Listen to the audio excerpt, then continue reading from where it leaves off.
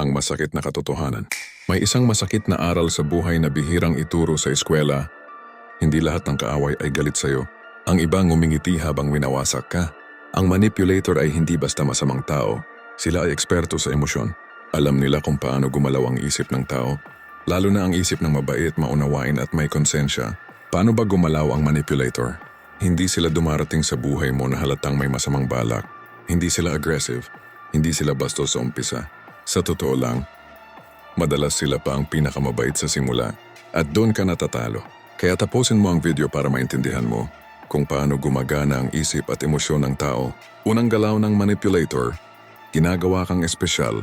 Ito ang pinaka-epektibong sandata ng manipulator. Ang iparamdam sa iyo na ikaw ay kakaiba. Sa umpisa para kang nanalo sa buhay. Bigla kang pinapansin, pinupuri, pinakikinggan. Sasabihin nila, ikaw lang ang nakakaintindi sa akin. Hindi kita naramdaman sa kahit kanino. Buti pa ikaw, iba ka mag-isip. At natural lang na mahulog ka sa pakiramdam na iyon. Dahil sino ba naman ang ayaw maramdaman na mahalaga? Pero dito nagsisimula ang bitag. Ang manipulator ay hindi nagbibigay ng papuri para pasayahin ka. Ibinibigay nila ito para itali ka. Ang tawag dito ay emotional conditioning. Kapag nasanay ang isip mo na ang halaga mo ay nanggagaling sa kanila, unti-unti nilang kinukuha ang kapangyarihan mo sa sarili mo. Bakit delikado ang ginagawa kang espesyal? Dahil hindi ito pang matagalan. Ito ay pansamantala. Isang yugto lang para maabot nila ang susunod na antas ng kontrol. Mapapansin mo ito kapag biglang nawawala ang dating lambing.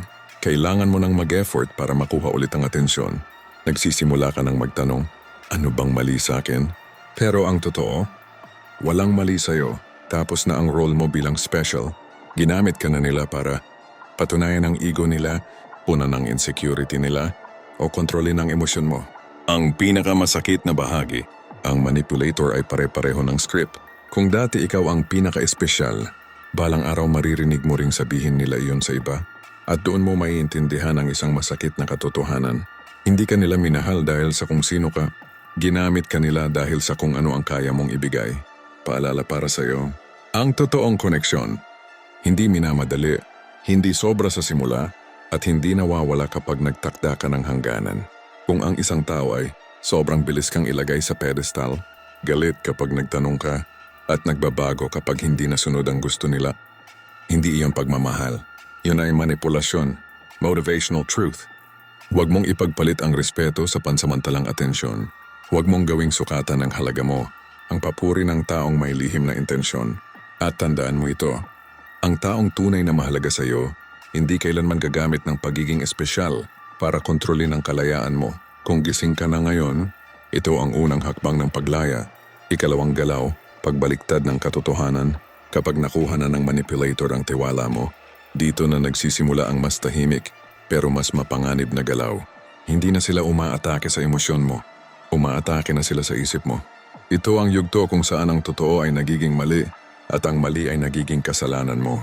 Paano nila ginagawa ang pagbaliktad ng katotohanan?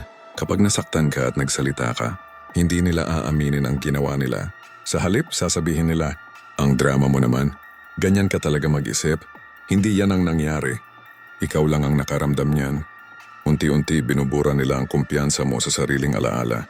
At kapag dumating ka sa puntong tinatanong mo na ang sarili mo ng, ako ba talaga ang may mali? Dun ka na nila nahawakan. Ang layunin ng pagbaliktad ng katotohanan, hindi ito aksidente. Hindi rin ito simpleng hindi pagkakaintindihan. Petsay control. Kapag nagduda ka sa sarili mong isip, mas madali kang paikutin, mas madali kang patahimikin, at mas madali kang gawing sunod-sunuran. Dahil ang taong hindi sigurado sa sarili ay kakapit sa kahit sinong mukhang sigurado. At ang manipulator, eksperto sa pagpapanggap na sila ang may alam ng lahat. Bakit ito masakit? Dahil hindi ka nila sinisigawan, hindi ka nila sinasaktan sa harap ng iba, tahimik lang ang lahat. Pero gabi-gabi ikaw ang nag-overthink, umiiyak mag-isa, at sinusubukang intindihin kung saan ka nagkamali.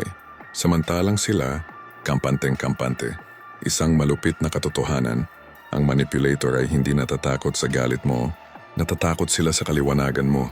Kaya sisiguraduhin nilang hindi ka malinaw mag-isip, hindi ka sigurado sa sarili mo, at palagi kang nag-aalinlangan.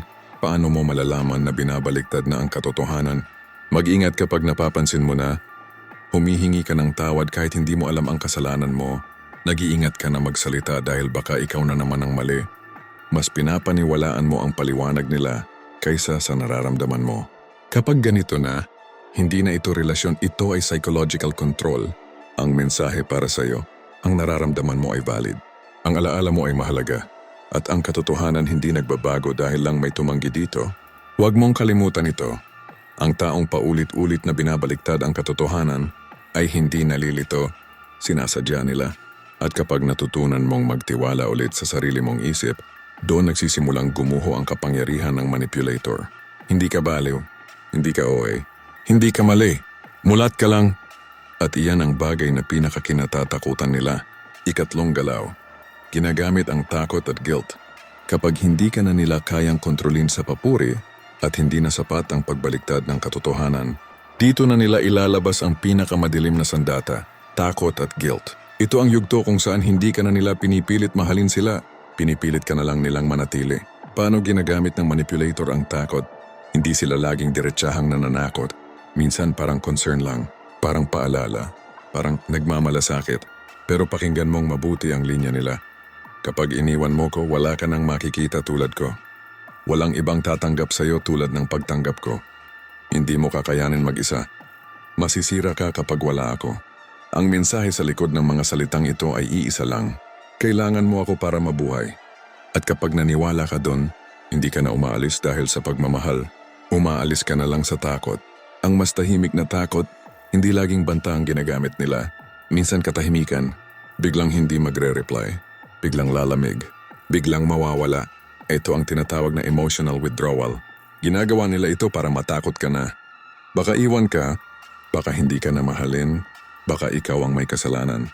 And kapag bumalik sila, ikaw na ang magmamakawa. Kahit hindi mo alam kung bakit, paano naman ginagamit ang guilt? Kapag hindi gumana ang takot, konsensya ang susunod. Sasabihin nila, ang dami ko ng sinakripisyo para sa'yo. Kung talagang mahal mo ako, hindi mo to gagawin. After ng lahat ng ginawa ko, iiwan mo ako. Unti-unti, pinapasan mo ang bigat na hindi naman dapat sa'yo. At dito nagiging delikado ang lahat dahil ang taong puno ng guilt, inuuna ang kapakanan ng iba kahit wasak na ang sarili, kahit nauubos na. Isang mapait na katotohanan.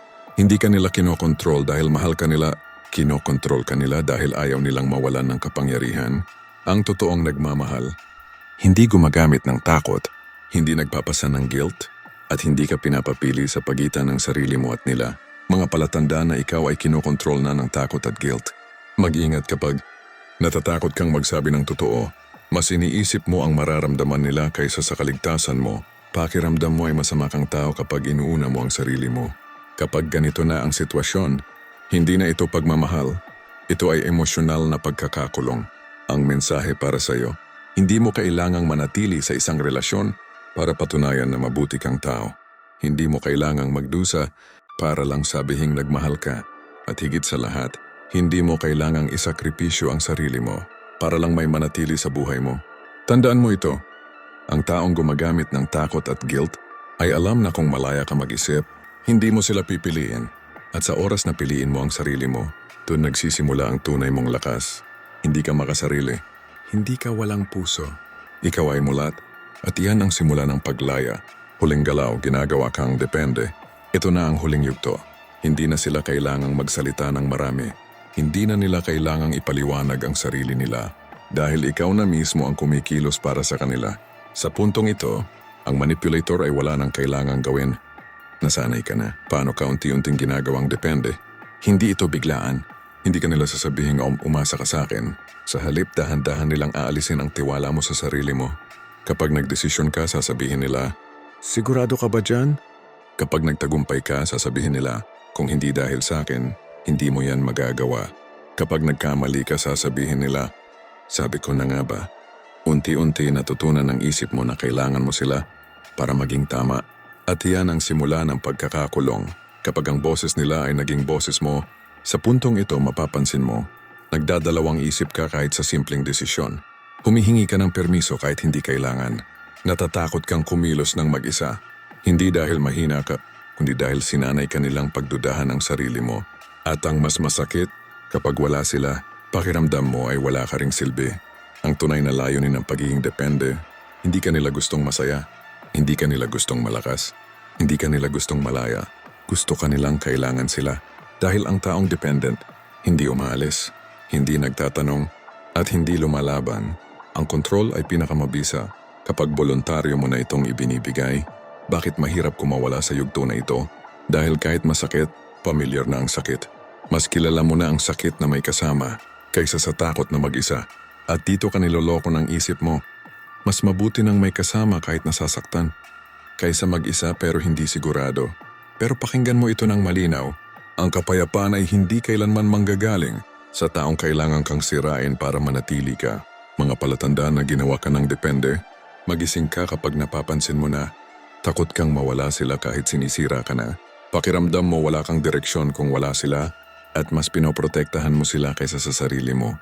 Kapag ganito na, hindi ka na lang nasasaktan, ikaw ay nakakondisyon. Ang pinakamahalagang katotohanan, hindi ka ipinanganak para umasa sa taong kailangan kang gawing maliit para manatili. Ang lakas na hinahanap mo sa kanila, nasa iyo na mula pa noong una. Tinabunan lang, pinagdudahan, pinahina. Ang mensahe para sa iyo, ang pag-alis ay hindi kahinaan. Ang pagputol ng koneksyon ay hindi kabiguan. Minsan, ang pinakaradikal na desisyon ay ang muling piliin ang sarili mo. Kapag tinigil mo ang paghingi ng pahintulot para maging ikaw, doon nagsisimula ang pagbagsak ng kontrol nila. Hindi ka nawawala, hindi ka sira. Ikaw ay mulat. At handa ka nang bumalik sa sarili mo. At tandaan mo ito hanggang sa huli. Ang taong ginagawang dependent ka ay takot na takot sa araw na maalala mo kung sino ka bago mo sila nakilala. Sa mundong puno ng manipulasyon, ang kaalaman ay kapangyarihan.